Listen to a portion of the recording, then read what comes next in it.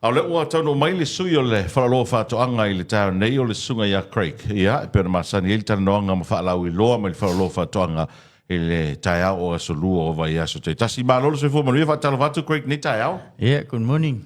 Tai au manuia, langi matafi lau sunga ua. Pai ma whonga le pokalame nei tula le tai au. I ono walu lima, good morning show boy. But 685 radio. Ia, oro o mwhai ona tautua ina pesu tātua tunu. Ia le ngata I samu nei. So lava se tafa la tunu olo o maua mai fasal lau. Ia fatalo fatu mau folo fatu. Ia tato borkalami. Tai au solo te tes a fai sa misi se vaenga se tasi lau whafonga anga sa mua. Ia malau sila mai mua fo le vea soma vai.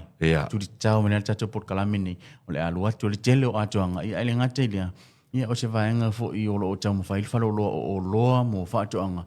Na ia mawhai ona a toa I ai lau whaafonga malau hitisila I o loa a o se au nanga whatau waa fo I company I e ala I tu umo tau atina e le ngate atina e I te levau ia o taifo I ngate whale ia e maua o malawa vaenga o lo whatau sangaina ia oe le whai atina e ia I vaenga umolo e mana o mia ia e whatau Samoa, good morning. Ba lo le usu nei tai au.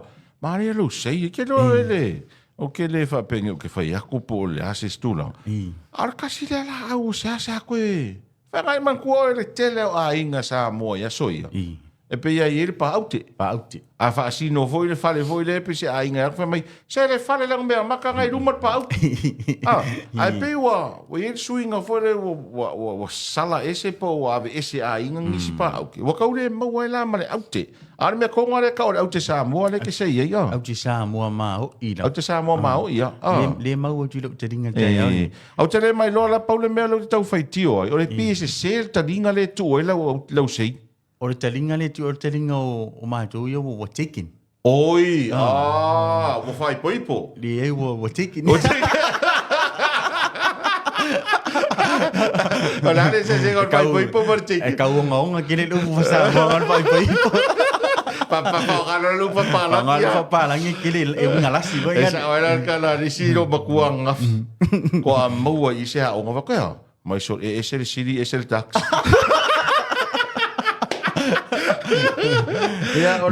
Malo le usu nei tai au ai ke roe ona e pe o le ua e pe o masangia ka ko ia so ia pe nga o le tamaita I sei tamaita ia ka ko fu ia le o nga avele o le vanga sei avele le potau nofo le vanga sei ko li so avele ia o le ko ngule o Cook Islands o le malosi o le kautale o le sei ori malosi ia Yo li singa va nga lang no ma ko nga I la rutonga. E la rutonga. Ya, ho va ya kor ma ko apisia o ko me re wengi. O le tulanga na le tam fai por kala me fa ilon ni tayo. Si fa fitai fa le wa of company ia le ngata o business malo company ia po business tu mo chivo ia. Ia ile lo lo fia tu fa nga fa tanga. O le va nga maufa. Wa matan tau va la fa business sim tanga te totas. Ia le winga fa mtalanga ia le watu la ofai business au le watu ta te totas ile fa ta wina o lo au alfenga la to atina ia le commercial farmers mo le au o le vaenga sa wala o le fola au ina ia vai vave na koi harvest you know o le vave o le vaenga na na sena tulanga ka pisi o ka mako o kukam ia o ia fai me to tia ile to ino ia la au ia o tamu fai lo fenga luenga e o fatu ia se vaenga fua mana ia o le sheinga le o le whainga to mai maleanga va mana ia fatino ino vaenga ni ia wai ai le isi e watu lava tau na whaatau o no le mulmuta I pe kopi mai le isi ia ai na un whaatau wina lava le oloa tu ina atu le au whainga luenga oloa e pe se awa onga fo ile ma tu te le mana na fo ile na uma whaatau tu e aru tangata ia whaateta inga ia o le whatula au na matu nan fatawina la matanga fatula au no mato fa pe atu le pela tamato ia wa ile se la tsape mesta tamato le na tamato la ia mato te fa o fe tamato I te fimina tamato fa isa unis o tamale fa ileoka o ku kama fa yoka o kama masangi la vai ia o fo ila o ia income e se sengo kamako antu o ia se sengo tamato I fu la po amal fu la ia ia o lo mau o manal fa lo fa to anga ia ia fatu tamato ni. E ofo ila ile fua o tamato pe ona na chirisili. Ia. Fata wina fo. Na por kalame me aso ma vai sata u ele una ngati mai ta ia chirisili le mama e alu e fai. Ia le va pe mateo se vai pe fa pro. Ia. E chirisa o chirisili la sa. Ia. Ka pisi. O le letes. Mo letes mo. Ka pisi e au me matero kamali ka pisi le pa eno na au. Ia. E for ka pisi la me matero na au. Wow. Ka pisi la poto. O le isala e lufu o umi fo la po se tulo. Ia le sau voila au fa inga sau yuta ya sia. E fa matusa dia le sau ole. De winga fa mtenanga o le lei o le tamfaile tausia me la au o le titi. Fa faile le no le la. Maua umala vale falolo o lo mo fa anga vai ngalue ina lava ia o le fasfano o to fa ina mo lo fa mininga polo tonga la au en. Maua me fa ngalue se ia o la vale temi se selenga. Maua vai nga i le falolo o lo mo fa anga. Ia ai lenga te lea o le tausia ina lea o le la au ina em fa ona o la lau siusi mo la lau la le. Maua malava i le falolo o lo mo fa anga. O le pe o tau vai tau atu le anga ia to tele i o le falolo fa anga. E pe ole o toi le lifa to tele o tāru tangata e toi ngalua ina whanua. Ia, o le titile voida, ia o se leni lava mea. O tupe a mea uma e le maua tangata matua e le fua tupe me tato la au. Io e. O le teminani, na matala la wala whaito al fali. Whanua lo le tonga la au ein. Ta tala ia le whaito toa i di tu al fali. Ia, au whai. O le talo. Ua iai fo i le skaili fo i le wa e mal temine tato tau le o whanua iu tenga lua in. Au whai au ta whai. Ini lava au ta whai whale matua whai. Whai lava le pa. Ia o vanga umana. Ia o lo o sa vali mai mau. Si tauna wha ailo. Ia wale sila mai mua so tato tunu i vanga uma. O renga lua ina o whanua. Ia ele ngate leo set selenga manu i o lo watina. Mana ia tele. Lua se furu paseni. Ia. Lo ufa aluina i tato o loa nei. Current tools, homeware, hardware. Ia, sila tulanga o lo ua ia na yu tatu ainga o lo ua malanga mai fafu. Inei Samoa, o tele o mai fai whaataunga.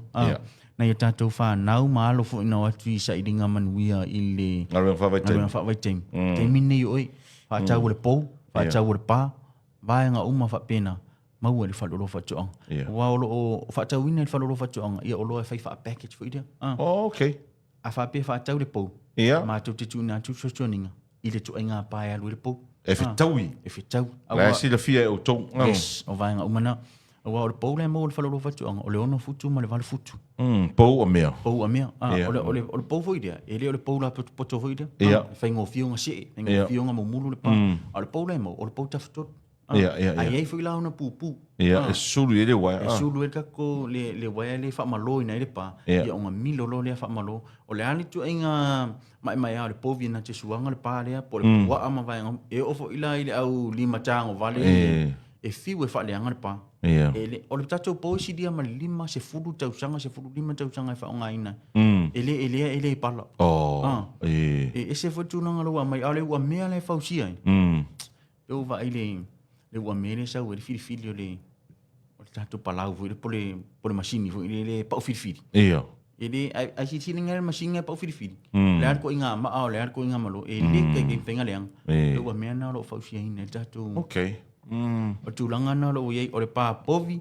Ia ese foi ia tulanga lo e tato pa povi. Puto nifo o le ma ina na pa ila valo di mana via. O le malo fiu le povi e sua. Ele motu ele mafaiona me ifu ngale tato pa ana luatu al povi pato isa al tato pa pua o ye fa futu tor futu tato pa ma moe ma pa oti se tulo ese foi le skaili le faiona fa aso initial o faia china o ia en faiona alu la pa pua ai alu dungal pa povi esa wa o tona skaili lo fa mai ne la wang ia e si o fa tato fa nuo ia ai le ngate foi le o fa nuo to fa ta en faiona fa ngata to pa ni na sio tato fanua ia alu la che link ia por pa masani le sio mi fale a onga mo ia pe alu la pa povi por papua ia wan fai no so ia tato wa en fai ona tai foi dia ia le nga foi na fa tato po ia we e pu la lo pu nu en fai na la lo che alu nu ia o lona tau lu en fai ona fa alu e tato pa povi sa lo ka po mo wa ko lo so no anga fa mai o pa oti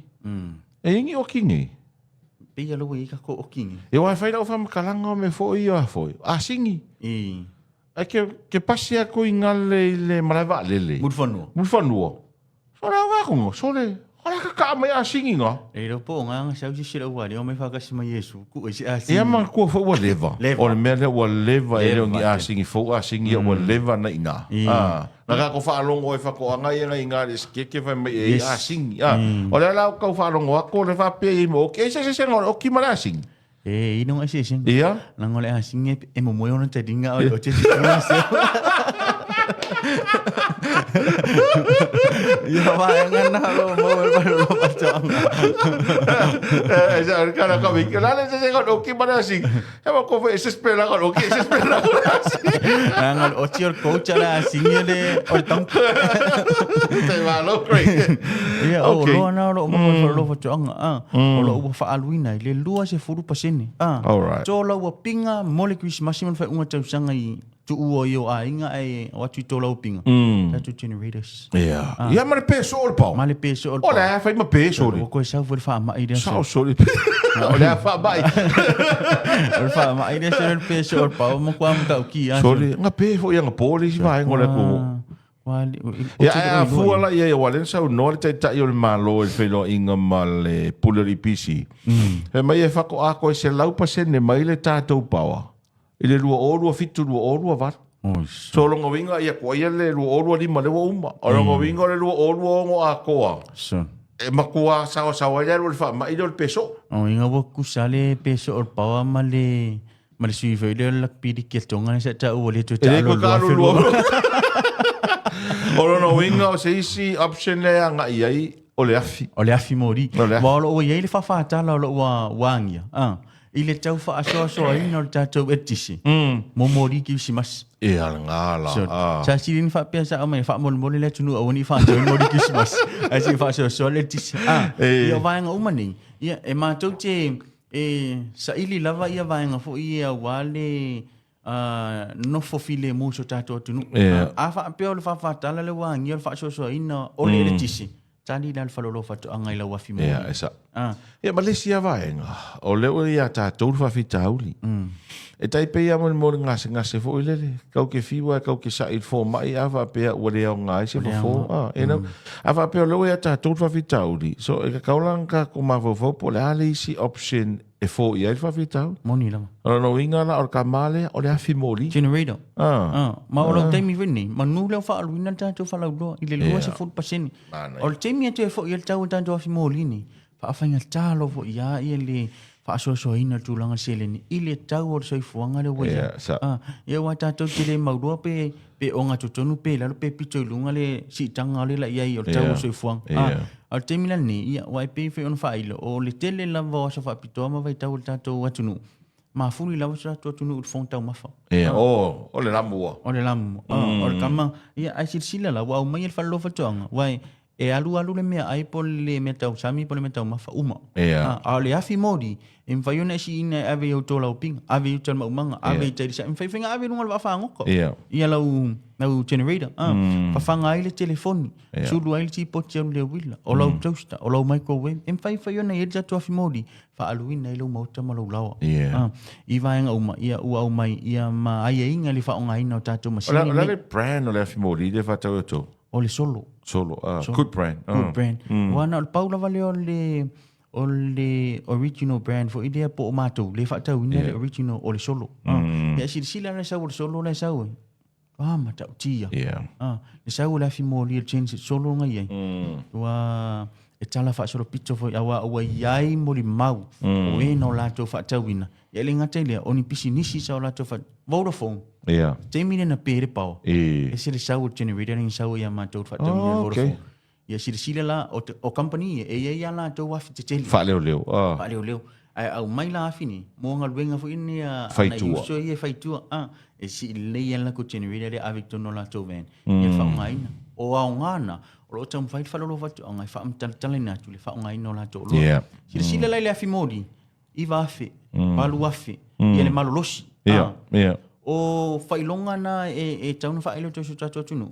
Na ona Paula na le malo losi o mea faitino e fa aluina le afi.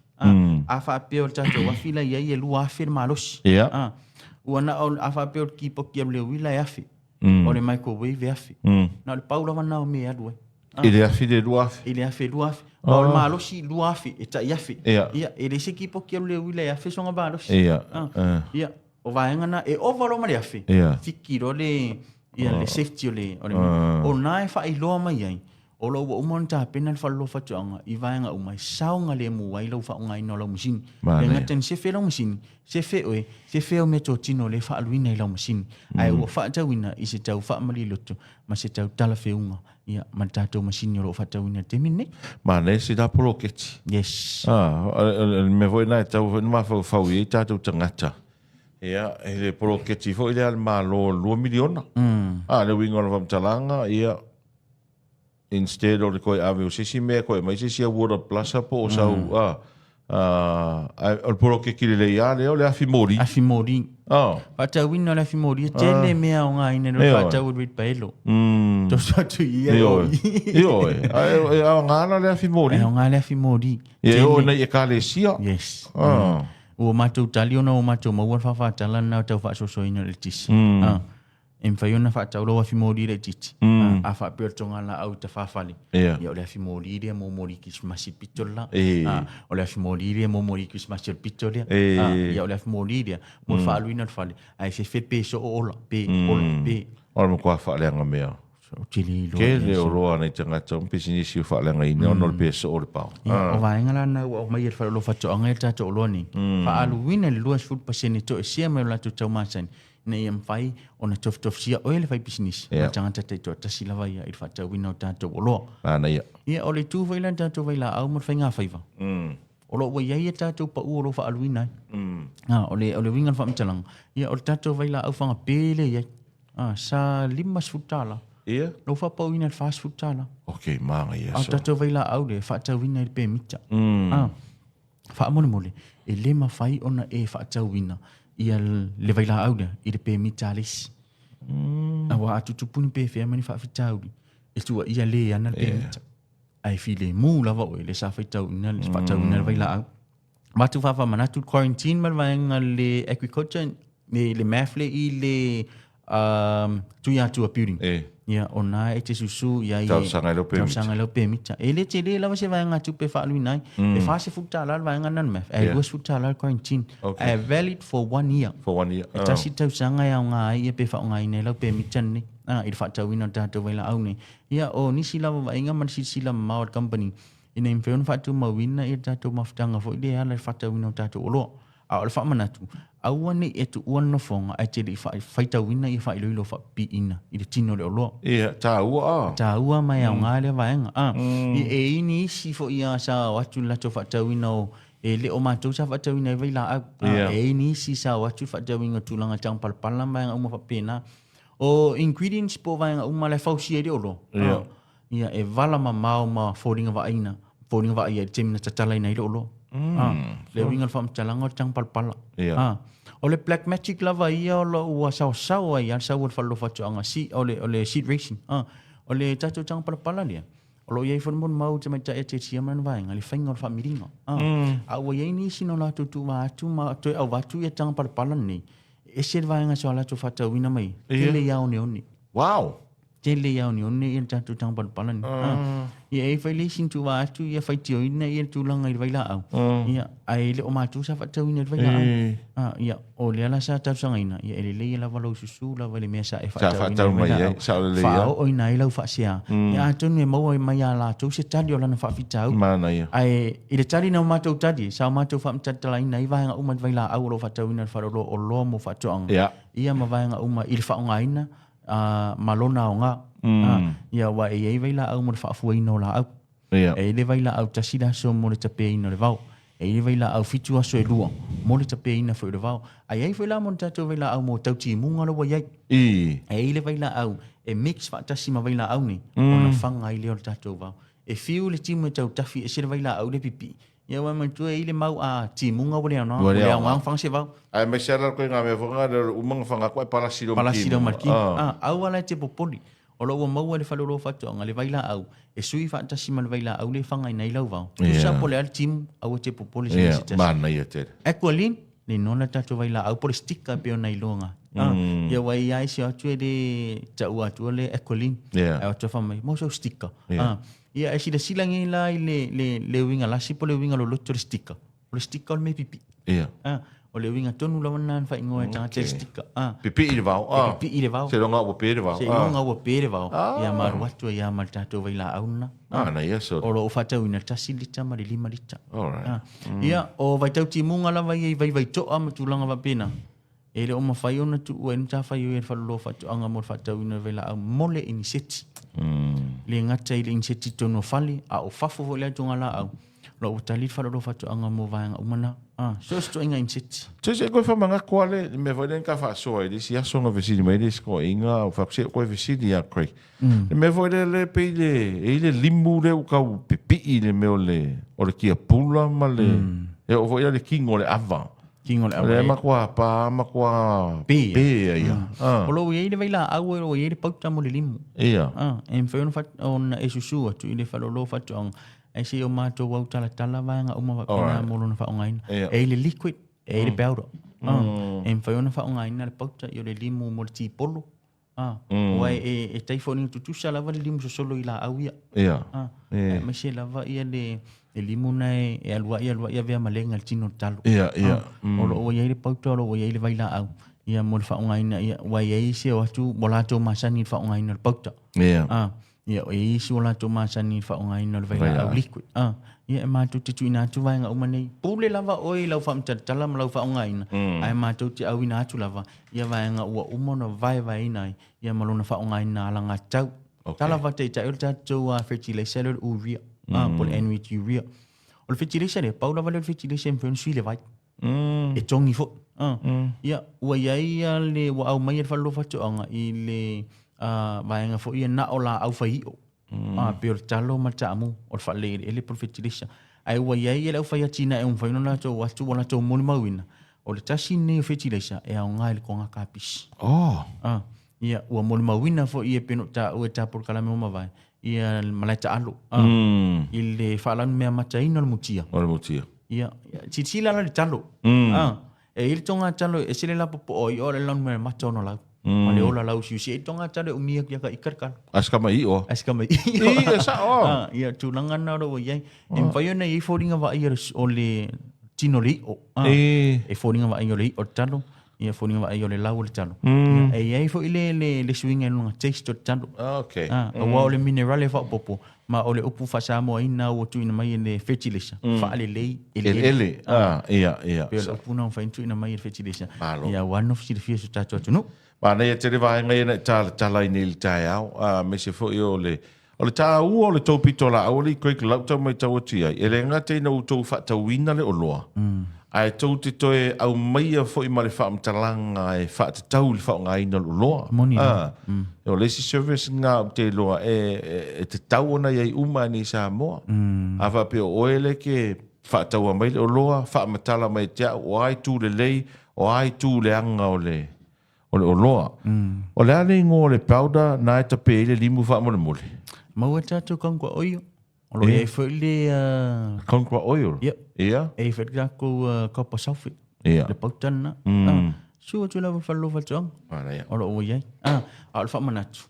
Au ne ngalo. Sale lo longa, funga lei, mawai tele. Ia. 5 tasi tolu tasi ono. Lua limon fitu. Ma lua limon walu i anu mero telefoni e whafso taim. Pe a wha pena misi sa wa fonga tātou por kalamine tula tai au. Ai mai atina nei e fai ia uma fonga le pusiri mal malo pulenga male au fainga luenga le fale o lo mo fatoanga fa manu ia te le tulava le aso i le fale male fafo ia le ngate le lava singa uma fa pena fo i lo sunga tu light foi manu ia tele nei aso samo alo fa tai